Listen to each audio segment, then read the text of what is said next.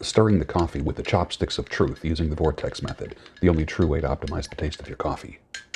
At the molecular level. Good morning. Welcome to the Daybreak Show. I am the Sultan. We'll get started, but first, Nicaraguan coffee, made in a percolator.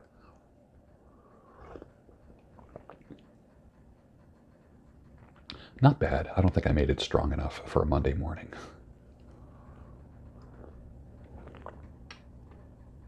But my second cup will be stronger.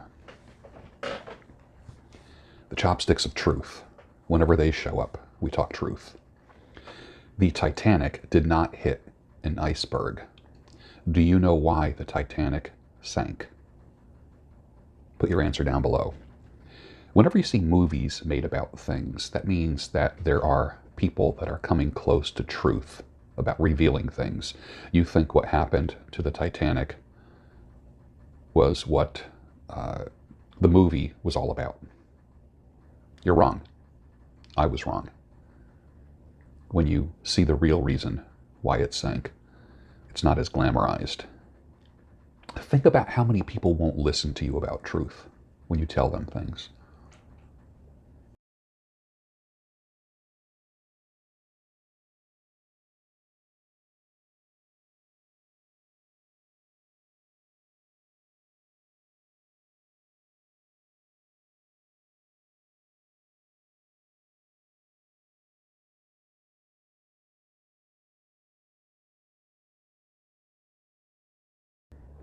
Think about who won't listen to you. How many of those people won't listen to you because they buy the same truth as the Titanic, or they believe a lie, or they believe that the end, or the means justifies the ends.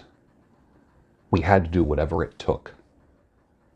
What if good people actually had that as their driving force? Interesting. Okay, so you're just friends, you're just hanging out, there's no commitment, you're keeping it light. Tell her you're going to go meet another girl for coffee sometime. And then you're going to see how light it actually is. There you go, spinning plate boy. Remember in the old movies when forbidden love was a topic? That used to mean that a gal was dating a bad boy from the other part of town and her father didn't approve of him. That was forbidden love. Now, forbidden love means, well, there's no such thing as forbidden love. Anything goes, anywhere, anytime, with anyone. How a man ages. Many of you saw this picture. It was a rare 80s pic of me without a beard, sitting with the girlfriend of my 20s, probably watching Jump by Van Halen on MTV. Mustaches were very popular in the 70s and 80s, which I had more beard than mustache. But whenever I would get rid of the beard, I always kept the mustache. Society in general was not totally beard friendly. Beards were pretty unseen in the 50s. They came back as a sign of rebellion in the 60s and were more hippie-ish in the 60s. They started coming back a little bit in the 70s, more college professor-ish, scholar, academic. I remember with that particular girl, I probably had a week or two worth of beard with the mustache. And I showed up at her front door and her father answered the door. And I was growing my beard back after having a stash for several months. And he said, "What's the matter? Is your razor broke?"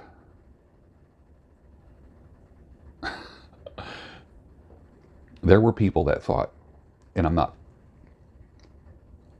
accusing them of being anything, but there was a time when beards were really not accepted. They were kind of sinister, believe it or not. Here's an interesting thing that I came up with over the weekend. Did a lot of reading in the past couple weeks. And I'm just going to read it to you. The less time one spends in Scripture, the more one becomes enveloped in hidden mysteries, tales, weird traditions that had isolation, malnutrition, and undisciplined thoughts as their source. Then over the centuries, these extra-biblical elements became errant theology. They became doctrine that entire church movements have become based on. Next thing you know, you have a God-flavored product, but not God. You start elevating the subjective experience of others and yourself, which keeps driving you further and further from Christ, from God himself. Because now you're elevating experience, subjective truth versus objective truth. Now you have a church that elevates tradition and subjective experience, and then guess what? Jesus Christ is secondary. The more one stays in Scripture, the less you embrace tradition, saints, experience, subjectivity. Spending time in Scripture automatically keeps one focused on Christ, keeps one focused on God. No other element anywhere can boast, "Whoever has seen me has seen the Father." The attitude of Jesus is the attitude of God. Here is the burden of the person looking for a church to worship, grow, and fellowship in. Ask yourself the question, how much Christ is taught in this church? If they're not talking about Christ, it's just kind of like a religious flavored organization. If there's too much emphasis on stuff, too much emphasis on ritual, I didn't say to eliminate ritual, but if there's too much emphasis on everything else except Christ, it's a religious-ish organization disguised as a church, which is of no help, which is not life-changing. The chopsticks of truth are hitting hard today. Nothing will be random in 2021. Just like I said 1 year ago, nothing is random in 2020. And this was before all the nonsense started. Think about this. Nothing will be random in this year that we're now in. The news, international relations, money, fuel, power, disease, food and water shortages. We are all being played, and we don't know what to do about it. As you know, I get my blood work done regularly just to make sure that I'm on track, and I modify my lifestyle accordingly. There was a time in my life when I was more muscular, heavier, solid looking, looked good, but I will never forget that lab work. This was, I guess, in maybe 2017. And this was not what health was all about. It was that paperwork that had all my blood work on it. You can look healthy, which I did, but your lab work tells a different story. So I've stayed on top of that. I just got my Let's Get Checked test. I'm going to be doing this, probably recording it this week. I'm actually going to be pricking the finger, putting the blood in the vial, showing you how to send it back and all that. I will put links for everything for the next couple weeks down below. But this is the kit right here, and I can't wait to do it for you. I've gotten my lab work done where you go to a lab and you get the blood drawn and such. And that's a pain in the neck. It is. This way I can get a lot of things done. I mean, it's not hospital. You don't get the full panel like you would in an ER, but it's everything you need to regulate your life. Even like some of you have been sexually active and not real smart about it. You can get all of your STD screenings done at home with a little kit like this.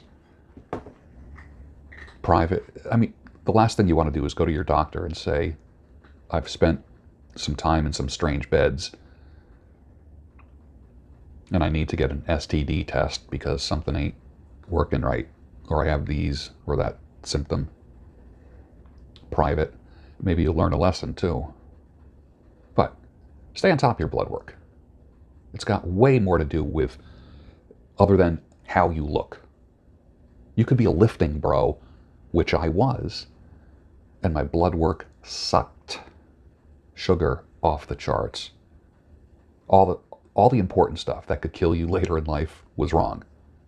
but I was lifting, and I looked good. I was getting the girls. Well, not for long, if that kept going, so something had to change. Did you ever see the movie Trappist? Trappist, about monks. It might be on Amazon. Wait, I think it's actually on YouTube for free. You could actually watch it on YouTube. Yeah, for free. The film changed something in me. And I almost went down the road of being a monk before I discovered lay monasticism. But it's inspiring and it needs to be watched. The movie Trappist. I'll put a link for it down below. It is on YouTube. You could even just put in Trappist movie or Trappist film. Just enter that and it will come up. Watch it when you have time to watch it and just soak in what you observe, what you hear. And then tell me, did it move you in any way? Did it help you realize there's a lot of futility in your life? It's interesting. You'll see. Don't ask me what you know is true. Don't have to tell you. I love your precious heart. I was standing. You were there. Two worlds collided, and they could never tear us apart. In Excess, 1987. Your obesity and your diet is a bigger threat to you than a virus. Yet you're tripping over each other to get a shot in the arm. And then you eat like a pig at a diner buffet after feeling like you did something good for yourself. Good for you. Good job. And with that, finish your coffee and I'll see you tomorrow on the Daybreak Show, your home of sanity, clarity, and reason.